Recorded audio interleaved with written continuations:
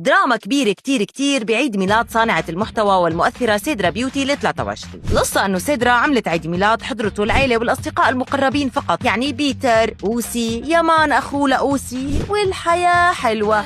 أحلى سنين بنعيشها وحنا. هيك لحتى جلال عمارة يلي كل ما زانت الجلسة بيفتح سناب وبيجيب العيد. لا مع دينر مع مين؟ مع يوتيوب.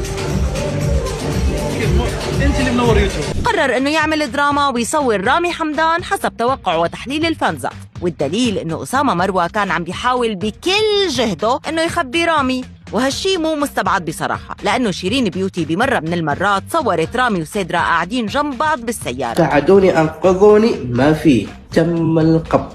وجلال صور خلفية موبايل رامي حمدان وعمل دراما تيلي تابيز الكبرى. الناس علقت على فيديو حضور رامي حمدان لعيد ميلاد سيدرا كالآتي: متقصدين يعملوا هيك مشان التصاميم،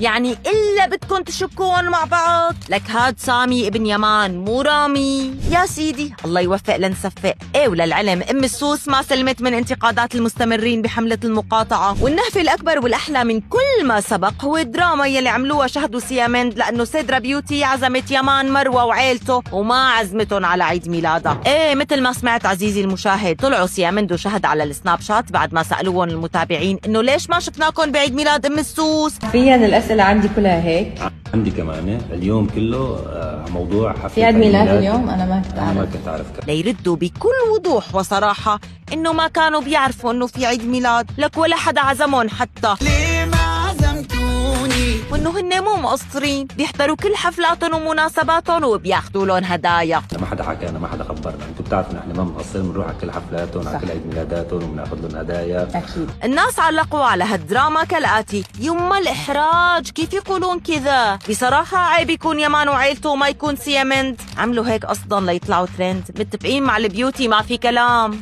هو لأنه حرفيا ما كنا عاملين شيء غير إنه بس هيك قاعدين بالبيت، فيكم تقولوا إنه ما كان في شيء يتصور. يا سيدي شو بدنا بالعالم، بلكي عاملين حفلة عالضيق أو كل شي صار فجأة.